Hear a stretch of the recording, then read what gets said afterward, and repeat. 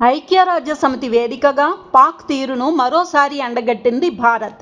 భారత్ శక్తివంతమైన ఆర్థిక వ్యవస్థగా అభివృద్ధి చెందుతుంటే పాకిస్తాన్ మాత్రం మతతత్వ ధోరణులు, ఉగ్రవాద కార్యకలాపాల్లో మునిగిపోయిందని, తీవ్రమైన రుణభారంతో కుంగిపోయిన దేశంగా మారిందని ఐక్యరాజ్యసమితి భద్రతా మండలిలో భారత శాశ్వత ప్రతినిధి పర్వతనేని హరీష్ వ్యాఖ్యానించారు. అంతర్జాతీయ శాంతి భద్రతను ప్రోత్సహించడం అనే అంశంపై ఐక్యరాజ్యసమితిలో నిర్వహించిన ఉన్నత స్థాయి బహిరంగ చర్చ సందర్భంగా హరీష్ పర్వతనేని ఈ వ్యాఖ్యలు చేశారు. భారత్ పరిణితి చెందిన ప్రజాస్వామ్య దేశమని, దేశ పురోగతి, శ్రేయస్సు, అభివృద్ధి నమూనాలతో ఎదుగుతున్నదని పేర్కొన్నారు. భారత్ పక్కనే ఉన్న కొన్ని దేశాలు ఇందుకు పూర్తిగా విరుద్ధ దిశగా ప్రయాణిస్తున్నాయని ఆయన విమర్శలు గుప్పించారు.